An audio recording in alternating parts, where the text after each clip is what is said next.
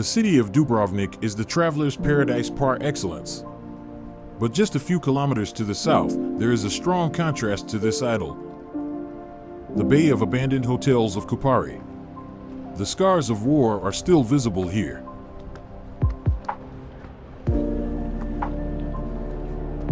The place name of the village of 950 inhabitants comes from the Croatian word for roof tile, kupa. A roof tile factory once stood on the site of the hotels, producing tiles for neighboring Dubrovnik.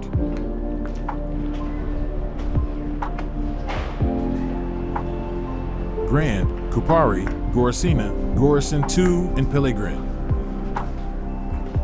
5 hotels that plunged into the crystal-clear waters of the Adriatic Sea.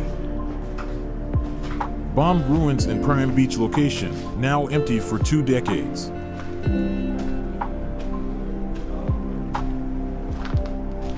The Grand Hotel was built as early as 1919 by a Czech investor and was the first hotel in the bay.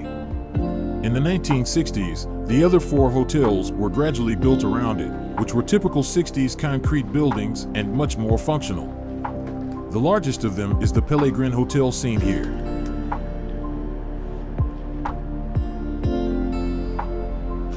At first, the vacation accommodations and hotels were reserved for the Yugoslav National Army and their families, but this changed quickly. The hotels became the tourist flagship of Croatia and world famous. From then on, the resort was considered a popular place for the rich and beautiful. Tito, Michael Gorbachev, Elizabeth Taylor, Marilyn Monroe, and many other celebrities stayed here, either for a few relaxing days by the crystal clear water or for a fancy dinner in a posh hotel atmosphere.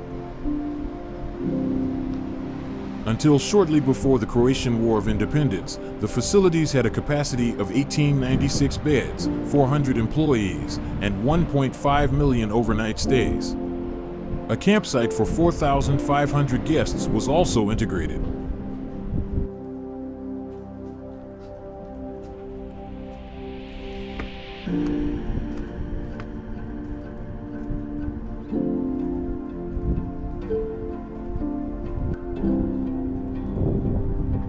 In the free elections held in April 1990 in the Yugoslav Republic of Croatia, the Conservative Party led by Franjo Tudman won 42% of the vote.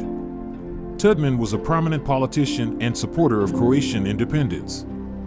His victory in the elections marked a significant turning point in the Croatian political landscape. Subsequently, the Croatian leadership demanded the transformation of Yugoslavia into a federation of sovereign states. After negotiations on this failed to produce a result, Croatia and Slovenia unilaterally declared independence on June 25, 1991.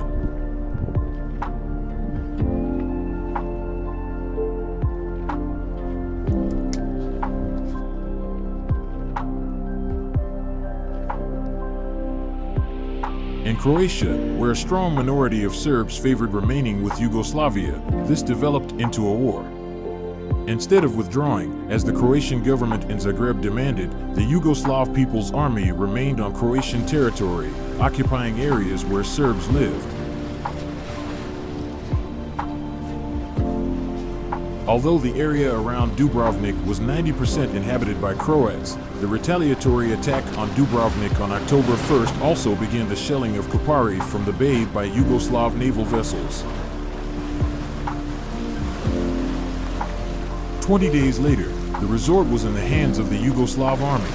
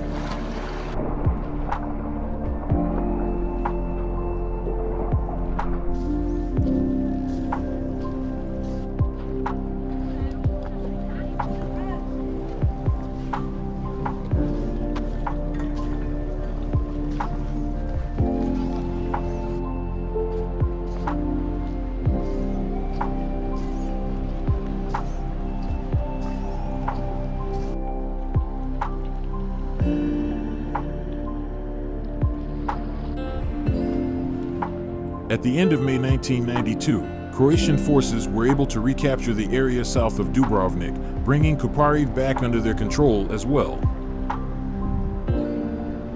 After the war, the Kupari complex became the property of the Croatian Ministry of Defense.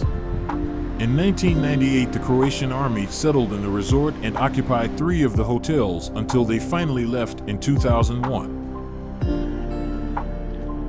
After the hotels were abandoned, a slow process of decay began and nature gradually began to reclaim the former tourist paradise.